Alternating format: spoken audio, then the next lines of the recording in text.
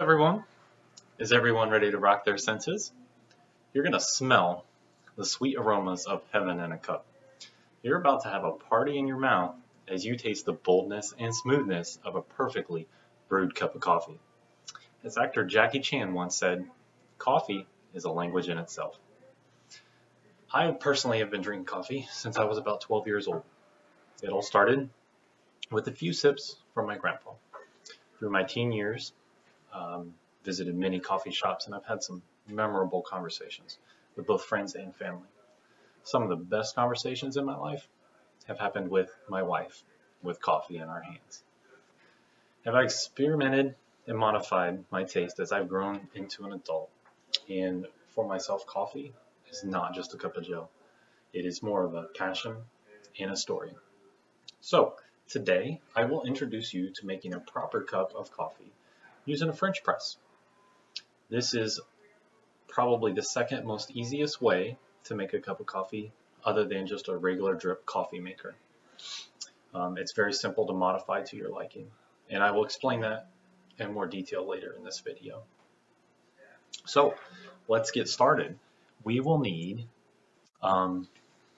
basically your French press. We will need coffee mugs for the finished product. We will need a good quality coffee. I am using a Starbucks brand. It is their anniversary brand, which is a dark blended coffee. Other than that, you will need simple measuring spoon. This is a tablespoon. And I just have an enormous jar of sugar, which will not be in the entire thing, but if you want sugar, milk, or cream to satisfy your taste. So, biggest thing, make sure everything is clean. Your workspace, your mugs, the actual press itself. Start with everything fresh and clean. I currently started boiling some water. Make sure you start with fresh, clean water in your kettle. That's key. A big part of this as well, your water quality may overall affect the taste of your coffee based on the minerals and stuff like that that you have in your water. It could be hard water, it could be soft water. That all goes into effect with the coffee oils and the coffee itself. So once we've boiled our water, or I should say once we begin boiling our water, what you want to do, and this is a huge step, you want to add hot water to your French press.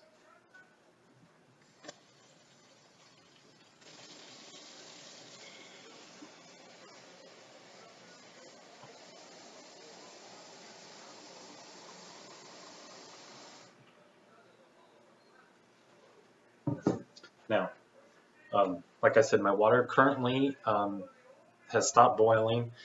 You want to give it a 2 to 3 minute wait time.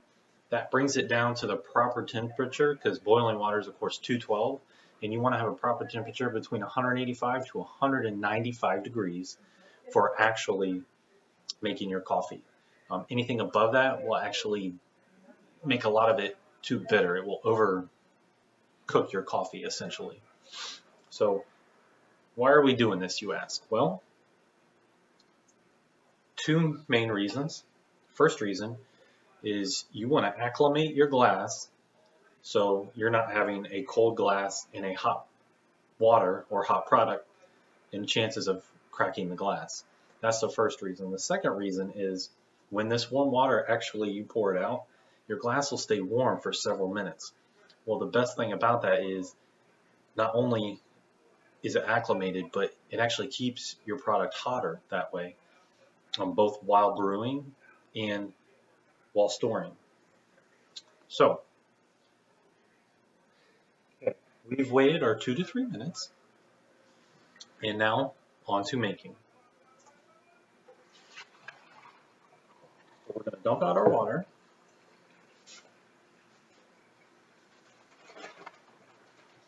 And typically between 3 and 4 tablespoons, if you're using to fill this up entirely, depending on the roast of the coffee as well. I'm going to use 4 today. 1, 2,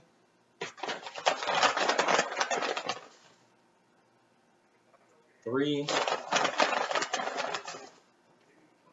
and 4.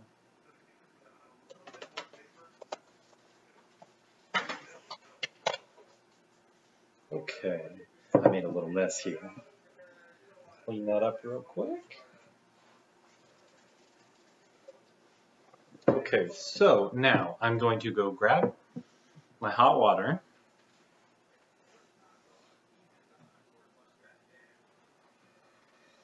And what we're going to do is just pour this in a little bit. A bit more.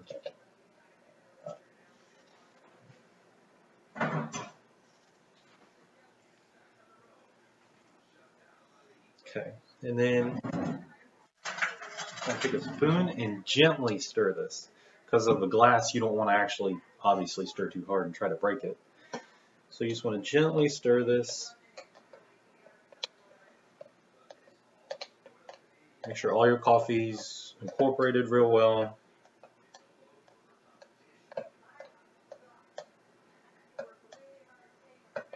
Okay. I'm going to finish adding the water.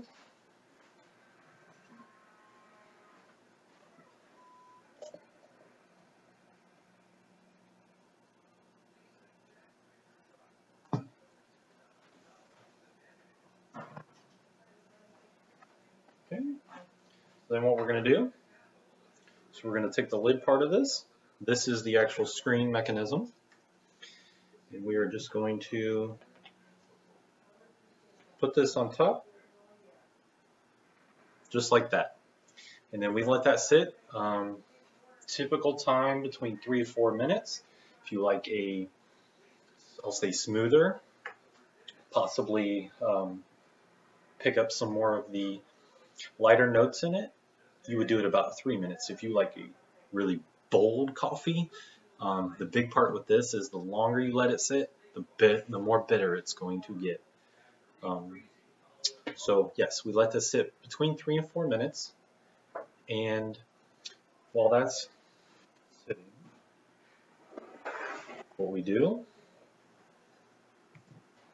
just get our cups ready. For myself, if I'm drinking in the morning, I typically do use cream and sugar. Sometimes I use milk instead of cream, which I will be using today. And then if it is after dinner, because a lot of times I do like to have that coffee after dinner, it's straight black. So, like I mentioned a little earlier in the video, a big key to this, to get an acquired taste of how you like it, is the few reasons. Your water quality does play a role in this. Second to that, the actual type of coffee you have. There are numerous types, whether it's the different regions you have, the different roast, the levels of roast, and the grind of it as well. But the grind should definitely be medium coarse. This way, if you have a too fine, you're going to have sediment in the bottom of your cup when you pour your coffee. If you have too coarse and not a medium coarse, essentially you will not get a full roasted cup of coffee. It will not incorporate correctly. All right, so it has been 4 minutes. So what we're going to do is we're going to slowly plunge this down. And what this is going to do is take all the grinds to the bottom.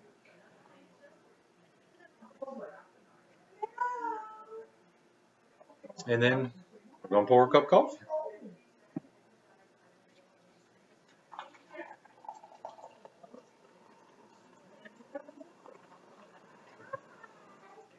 Now I am using 2 bigger cups. The reason being is recommended if you are only using 1 cup and you have your coffee sitting in this, it's going to continue to brew. So if you plan on just using 1 cup and then going back and refilling it, it's recommended to go and switch containers of some sort. That way it does not continue to brew. So, there it is. Nice, delicious smelling cup of coffee. Personally, like I said, if it's me, I add just a little bit of sugar. And I think I'm just going to go with sugar right now. So, this is actually fairly simple. Like I said, you can adjust to your liking based on coffee. The main part of it is coffee and brew time. That's the biggest part. And there again, for me, it's not just a cup of coffee. This is part of a story of my life. It started, like I said, when I was 12. It's evolved and it's become a passion for me. So I will also say, Johann Sebastian Bach once said, "Without my morning coffee, I'm just like a dried up piece of roast goat." Take that as you will. But let me ask you, are you ready to start your journey and create your own story cup by cup?